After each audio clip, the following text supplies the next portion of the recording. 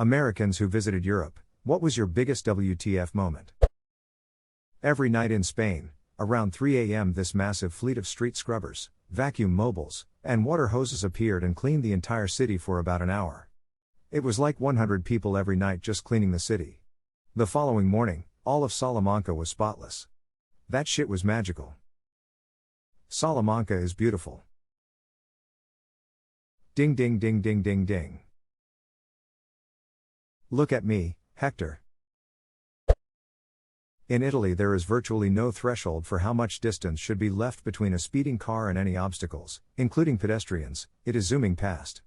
A bus driver will rush down a narrow cobblestone street with about a centimeter to spare between the sides of the bus and any parked cars, walls, ancient monuments, or playing children. For me it was a lack of insects in England. Not that they don't exist, but I'm from Michigan with lots of swampy land around me. When I showed up at my dorm and saw there was no screen on my window, I was just thinking about all of the bugs that are gonna get in my room. I got one fly the entire month stay there. Yeah, if you leave your window open at night with the lights on you might get a couple of moths and the occasional spider, but we're really lucky with our relative lack of biting insects and flies. But Scotland has midges, which are 1000x worse than mosquitoes. Yeah, those don't sound fun. The Midwest us is chiggers. Don't walk in tall grass here. Chiggers are pretty bad in Texas, too. I had some friends over once and no one wanted to help me gather firewood because they were in shorts and didn't want to wind up with chigger bites.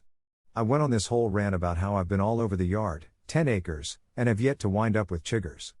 Still no one helped. I spent a good while gathering wood for a fire. I was far too haughty, and my pride was my downfall. I invoked the wrath of the chigger gods and have never been itchier. Except for the one time I had chiggers worse than that. I ducking hate those bastards. Edit, n.wikipedia.org. This is a chigger. Paying to use a public restroom. I get why though. Just a horrible feeling if you really had to go and you don't have any change. You can, however, here in the UK, buy a special key to let you into disabled toilets, which are practically everywhere and all take the same key. Note, I'm not a dick in owning one. I have ipso being less than 10 seconds from a toilet as a complete necessity in my life. Edit, I didn't even see how much karma I'd got for this. Wow, talk about shitposting. A few people have asked where they can get a radar key, and I only just realized I can edit my posts. Anyway, here's a link to the site I got my key from, ukebumpkeys.com. You're the kind of person that definitely needs one. Ibs is no joke. As they say, never trust a fart. Having a key has come in very handy. But then I have no compunction about using my key to just go for a piss. I paid for the thing so I might as well use it, right? This is the best bratwurst I've ever had. And this is an airport.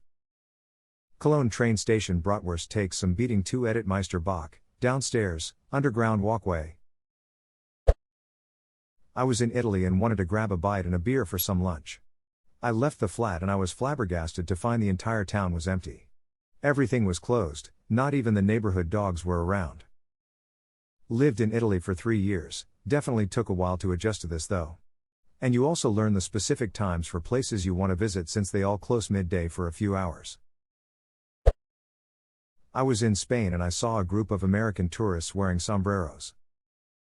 I once saw a reality TV show where a family visited Japan and the dad kept saying gracias to everyone. His daughter explained that her dad's default is to speak in Spanish to any foreigner. Not even good Spanish, just basic words like a tourist talking to someone in South America. In Amsterdam I saw a guy get jacked in the head with a bottle, take 2 steps back and then pass out. All his friends scattered. Then the 2 old men shop owners were like, lol, kids, Amirite? Was this near the red light district? A good sport is to watch drunk high Brits fall into the canals. Watch drunk high Brits fall into the canals, how dare you? We are well known for operating at the highest level of decorum while on holiday in European destinations. Edit, was hoping the S was obvious. Decorum isn't a Latin term for blood alcohol content, M8. I've posted this before, but nudity in broadcast TV was very surprising. It wasn't even a necessary for the story situation, Just a margarine commercial with a naked woman swimming in a lake and stepping out of the water to eat some bread. During prime time. I know American TV is kind of prudish that way, but it was a pretty shocking way to learn how different Germany is. Edit, here, youtube.com, is the commercial. NSFW, in the US, at least, obviously. That is the sexiest butter commercial in existence. It is not butter. I can't believe it. In Spain, everyone appears to be very thin, yet I swear eats a loaf of bread a day. We were driving through Spain, and to the side of one of the roads, we noticed these massive bird nests in the high-power electrical towers. They were at least twice the size of eagles' nests that I had seen. And there were so many of them. Then we saw these giant birds in them. We stopped by the side of the road and tried to take some pictures, didn't have a great zoom lens, sadly. But no one else was stopping. It was so odd. We are accustomed to at least a few people stopping to watch the osprey, eagles, or other birds where I'm from. So a few days later, we are chatting with a German tourist, and we bring up the birds. I think she thought we were joking until we pulled out the pictures. Then she started laughing. Storks. Those are storks. Of course, don't you know that? They are everywhere and such a nuisance. Don't you have storks in America? Well, no? Then she looked confused. Well, if you don't have storks, who brings the babies in kids' stories? Storks. How does that work? And that was when we realized that the story of the storks makes a whole lot more sense when storks are nesting on every chimney, tree, or tall place. Wait, there are no storks in America? To be fair, I'd totally take pictures of groundhogs and alligators like it was the coolest shit too.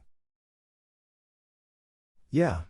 I'm Australian and our tourists are known to be amazed by squirrels to the amusement of pretty much everywhere that has squirrels at it. I mean Aussie tourists traveling overseas. There are no squirrels in Australia. Going to a soccer game in Italy. When buying a ticket, they needed to know which team I was rooting for to determine where I could sit. Then, during the game, people were setting things on fire. I lived in Germany for 8 years from 1992 to 2000, ages 4 to 12. I didn't realize it until I moved back to the States, but there were recycling bins on every street corner. It wasn't just a green bin then a trash can, it was a giant blue bin. One section for green glass, one for brown glass, one for clear glass, one for plastic, and one for paper. Oh, and going to a German school, students took public transit. There wasn't such a thing as a school bus. Edit, public transit as in city buses and trains. The students weren't segregated into their own modes of transportation. Beer tap in the uni cafeteria. Drinking one beer with your lunch from time to time is not considered special at all in Germany. Drinking 2 beers every day for lunch makes you an alcoholic. The Czech Republic may not have a concept of alcoholic tongue. As an Australian who moved here recently. Holy shit. Small corner shop is like half alcohol, half rest of the stuff. I've found Australian wine in almost every shop I've gone to and checked. Beer is so cheap it's unreal. What more, the beer is amazing. In Australia I drank it socially, but it was always drinking to get drunk and trying to not notice the taste. Here I find myself ordering a single beer when eating out and drinking beer for the taste.